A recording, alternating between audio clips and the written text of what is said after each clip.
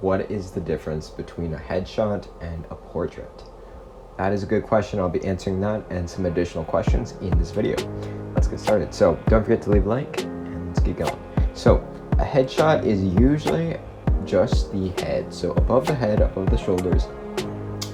They're used for profile pictures. With headshots, there's usually only one person in the image.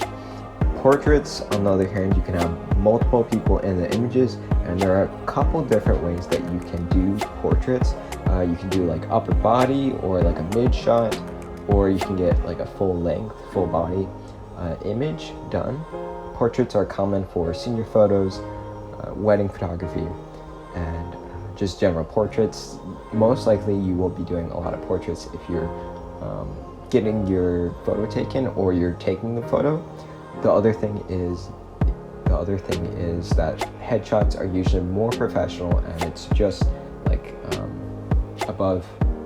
Headshots are also professional, so you'll see headshots being done for corporate events and business activities. You'll see them on LinkedIn. They're really good for LinkedIn. And headshots are also in emails and websites. That's kind of like where headshots come into play.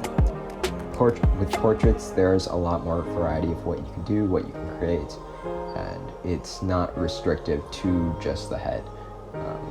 What kind of lens or camera is best in these situations? So if you're doing headshots, there's a couple videos out there that explain what focal length does, and I think those are really important for doing portraits, because you'll notice that a lot of professional photographers use 130 to 150 millimeters, and that's pretty far away for a headshot or even a portrait.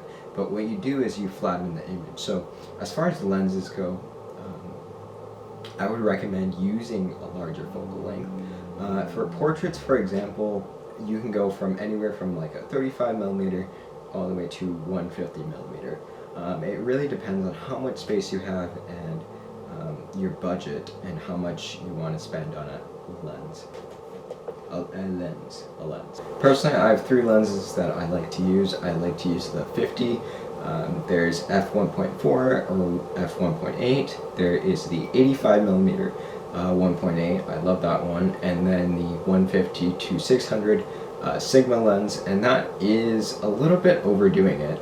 There's definitely some other Canon lenses that have a shorter focal length. As far as camera goes, I get this question a lot, like what kind of camera, or should I switch to Canon, or what camera is the best for this kind of stuff? So camera really doesn't matter too much, as long as there are enough megapixels on the camera.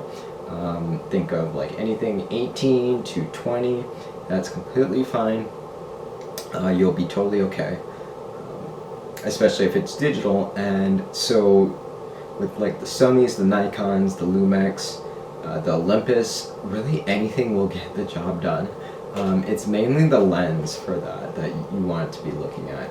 And another thing that I want to mention, now that we're on this topic, real quick is that it really depends on what system you like using, because the interfaces on a lot of these cameras are very different.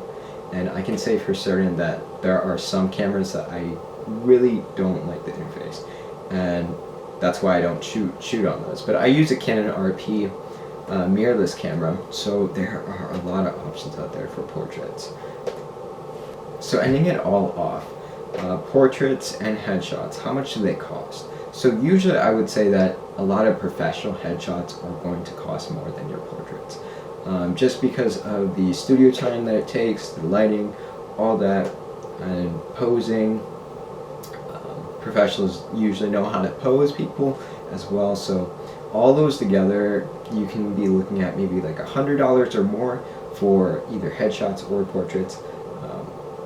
If you want to book me, you can go down in the description. I'm down there. Thank you so much for watching. I hope you guys enjoyed this video and you learned what the difference between headshots and portraits were. If you have any other questions, don't forget to leave them in the description and like this video. Thank you guys so much for watching again. See you in the next video.